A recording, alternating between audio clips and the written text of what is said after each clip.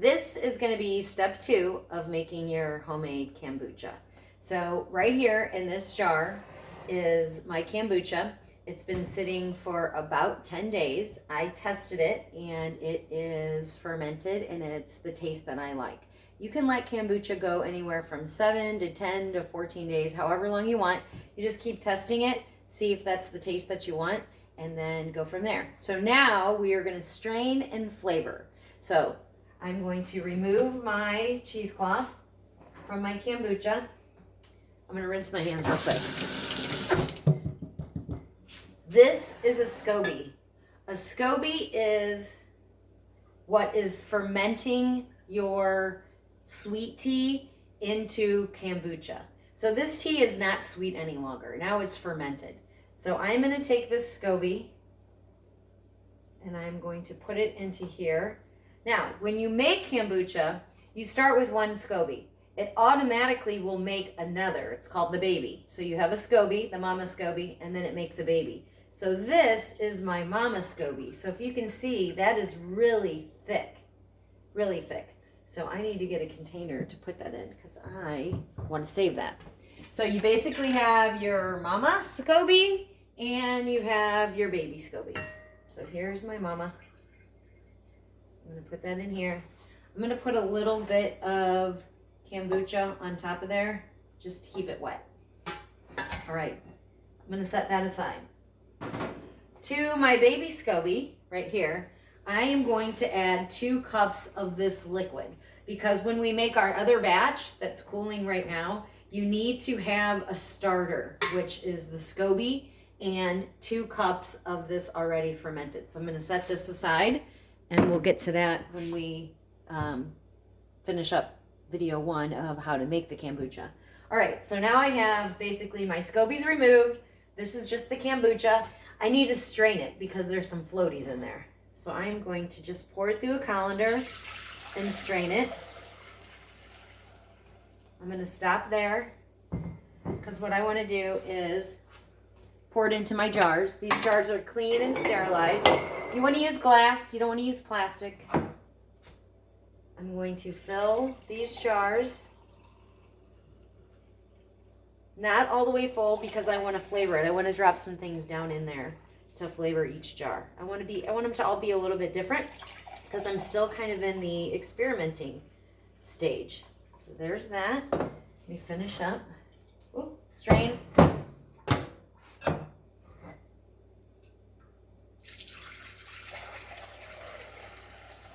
When I'm finished with this jar, I'm going to make sure that I wash it and sanitize it because you want it really clean and sanitized for when you start your next batch. You always want to kind of have another batch going because it does take 7 to 10 to 14 days. So you want to always maybe have some working. So by the time you're done drinking this, it'll be ready. These jars right here, they just had some carrot juice in it that I had bought and sent with Neil for lunch. So I kept the jars, took the label off, sanitized them, and they're going to be perfect size for flavoring. One more to do. You can leave some of your kombucha plain. I'll probably drink this today. I'll drink the rest of it today. All right, what are you going to flavor it with? You can flavor it with all different kinds of things. One, I'm going to do with cinnamon because I did that the last time and I thought it was really good. So I'm going to put 2 cinnamon sticks into one.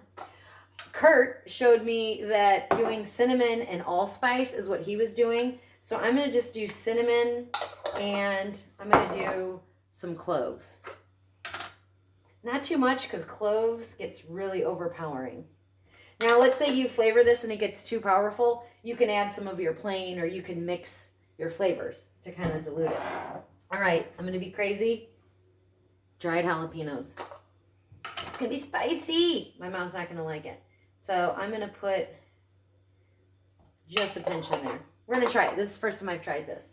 All right, and then I like ginger. So I buy this ginger at, I don't even know where, but it's just crystallized ginger. When I have a stomach ache, I eat this, or sometimes when I have a sweet tooth, I'll eat this. It's really good for your stomach and your digestive system.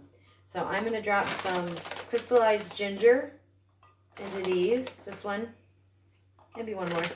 All right, and then I'm going to do apple in my last one. So I just cut up a red apple, a honeycrisp, because those are my favorite.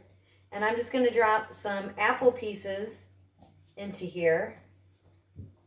Do one more little one. All right, done. So I flavored all my kombucha.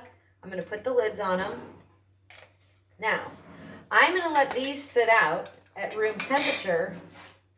I just top these off a little now that I have a little room.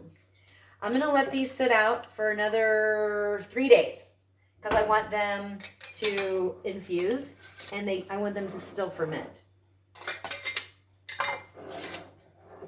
I need to label them so I don't give my mom the wrong one. So I will label these with my little label maker. Let them sit for 3 days and then I'll start drinking them. You can put them in the refrigerator. I don't because I usually drink them pretty quickly because I drink a little bit in the morning or in the afternoon. And again, if you Google kombucha and see how expensive it is, this is really, really cheap. Cheap to do. I'm going to drink this today. All right. Okay, so what did we do?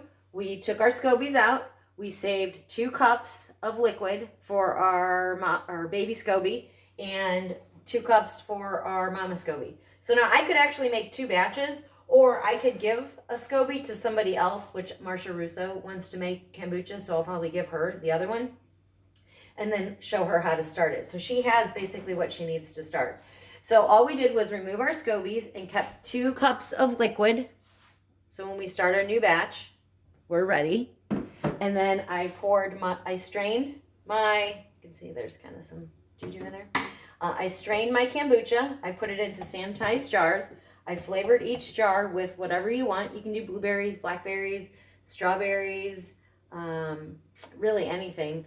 And apples, cinnamon. And then now I'm going to let these sit out for about 3 days. And then I'm going to start drinking them. And then by the time I finish all of these, my next batch will be ready, and I'll start flavoring again, see what flavor I liked, see what I need to adjust, and we'll go from there. If you have any questions about kombucha, if you Google it, there are a ton of different recipes on how to make it.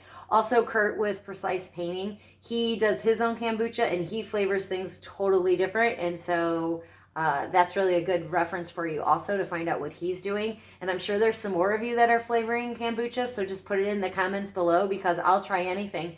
I was actually thinking of doing like a garlic and bay leaf just to try something different. So if you have any questions, Google how to make homemade kombucha or put a comment below and I'll try to reach out to you. I hope that you have a great day and that you learned something new.